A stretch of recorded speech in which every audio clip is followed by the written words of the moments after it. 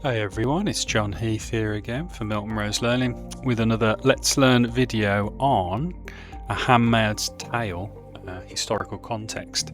So we're going to break down key contextual factors, then we're going to look at how the context kind of bleeds into the actual narrative itself, and then we'll put 3 quotes under the microscope which we analyse linked to context as well. Okay, so should be a good one. Totalitarianism in Gilead. Okay, so let's have a look first at contextual factors. So some really good notes for you to make here. So first off, then, as we can see in the image, there's a lot of context here that Atwood was trying to get into. So the first bullet point really is totalitarianism and theocracy. Theocracy is a type of government meaning rule by God, like religious fundamentalism. Totalitarianism is basically dictatorship. So Atwood is exploring the dangers of oppressive regimes controlling our lives, and what we do, but also from a female perspective, controlling females' reproduction.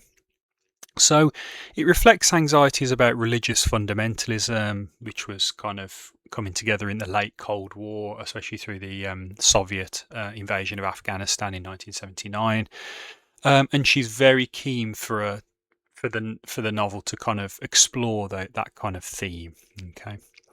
The second bullet point, which you can see there, is second wave feminism, okay, which was a new wave of feminist theory that was kind of coming through. And Atwood examines the fears of women's rights being revoked, which she thought was a possibility by certain right-wing governments, and reproductive autonomy loss, so losing the capacity to have a child when a woman wants and in the way that they want. And it kind of mirrored the era's feminist movements, second wave feminism you want to look at, and the conservative reactions to this. Okay, so definitely look into second wave feminism there. Then we have, there were other broad things going on in the world at the time when the novel was written. So we have the environmental crisis and fertility. So the novel reflects contemporary concerns about the environment being trashed, kind of global warming, but also kind of deforestation and things like that, and declining birth rates. It positioned infertility as a societal crisis, a security threat, you could argue, which is then exploited by the regime of Gilead. Okay, so, fertility rates are really important because obviously if we don't have kids, then the civilization kind of dies out. And if you look around the world, there are demographic issues even to this day with fertility rates or people choosing not to have children. So it's quite an interesting contextual point there. Surveillance and control. So it draws on fears of pervasive state surveillance, where they're just watching your every move, and thought control as well, which was evident in many historical totalitarian states, from Nazi Germany to Stalin's Russia, and emerging technologies, highlighting the loss of privacy and individual freedom, which you could argue is bleeding into the modern day now with totalitarian regimes and the growth of technology. So the validity of this novel is still very, very kind of important for the modern day era. Okay, and then just down here, Margaret Atwood's views. Okay, so what do we know about those? It's very important to know about the writer's kind of views. So first off, vulnerability of rights. So Atwood warns that rights, especially women's rights, are never permanently secure. They can be eroded, they can be revoked by certain totalitarian regimes. If society becomes complacent or divided, you can basically end up in the Republic of Gilead if you don't protect women's rights. They're very fragile. Also, that her views are linked to the power of story and memory. She emphasises the importance of individual narratives and collective memory as tools of resistance against oppression and the attempts to rewrite history or erase identity. That's a very complicated theme, but it's something you'll notice that people don't want to get rubbed out or erased, and by kind of writing things down for later memory and personal history, that's a form of asserting your independence and actually fighting oppression. Okay, Right, now context in action. So what we mean by this is, how does this context flow into the book? Because you must link, if you want to get the high marks, you must link the context to the actual novel itself. So here then we have, first off, theocratic power and control, so religion basically. So Gilead's rigid structure is rooted in religious fundamentalism, as we know, a radical form of Christianity. And it shows how extreme ideology can seize state power and then use that power to enforce absolute control over individuals, especially women's bodies, such as the handmaids. So they use that religious legitimacy to kind of say, this is the way the world needs to be, and then they strip away the handmaidens' kind of rights of reproduction. Next one, as we were talking about, the erosion of rights and the feminist backlash. So the systematic stripping of women's autonomy from property to literacy, they just take away all their rights, dramatises a terrifying backlash against feminist gains, because feminism was responsible for a lot of female kind of gains in society. And it highlights how easily freedoms can be lost. Just click my fingers, they can be lost that quickly. You just need a flick of the pen, a law to be passed, and then that's it, and rights can get revoked.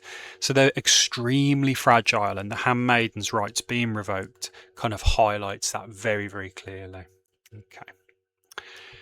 Next one, surveillance and psychological control. So this feeds into the narrative through the omnipresent eyes with a capital E, informers and public rituals that demonstrate in the novel how constant surveillance and fear are used to enforce conformity. You can't think your own thoughts anymore, and they just constantly surveil you, and that creates fear and then creates the conformity that the Gilead leaders want. So it leads to an internalizing of oppression. People just stop speaking out because they're scared. Okay, and that builds up in all totalitarian societies. Okay then, right, lastly, let's have a look at 3 really good quotes which we've touched on in a previous video, I believe, but we'll tease them apart for context today. So the first one is a secret resistance quote, and it's the kind of gobbledygook language. Nolite te bastardes carborundorum. Okay, again, I always get that wrong, but I'll do my best. So obviously from Latin, or a Latin sounding phrase, and it's secretly etched by a previous handmaid, but it becomes a powerful motto of defiance and resilience against Gilead's regime. And it symbolises the enduring human spirit. It's like, basically, don't let them grind you down, keep fighting, and eventually we'll be able to overthrow this regime. So it's a motto of resistance there. Very important quote, actually. Okay, then we have Aunt Lydia, looking lovely there. She says, freedom, like everything else, is relative. So it's a very cynical statement, and it reveals Gilead's manipulation of language and concepts to justify oppression. So highlighting how freedom can be redefined and limited under totalitarian rule. So it's kind of saying, well, you've got a little bit of freedom, so be happy with that, basically, and don't argue. Because freedom is relative, so you should just be happy with what you've got. But obviously, they've stripped away true democratic freedoms, and so just being okay with a little bit of freedom isn't enough. Okay, but she's trying to make it seem like it's enough. She's kind of manipulating your mind. Okay, and then the last one is a quote we've revisited in a previous video. But this is a really interesting quote because it justifies tyranny and totalitarian rule. From the commander, better never means better for everyone. It always means worse for some. So it's his justification really for Gilead's kind of utilitarian ethics, if we were writing it in a very posh essay, where the supposed greater good is achieved, but at what price? It's achieved at the horrific expense of individual liberty and suffering. It always means worse for some. So if the top 5-10% of society are doing really well, they're doing it on the backs of the other 90 to 80, 85 to 90% of population who are suffering. Okay, and welcome to totalitarianism, because that's how it works generally. It's a system for exploitation. Very politically profound there.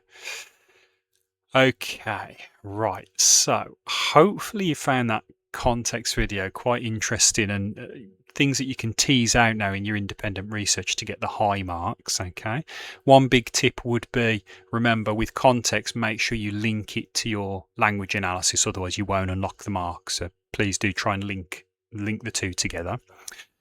And don't forget to hit the like, subscribe, and tap the bell icon so you'll never miss another Let's Learn video again.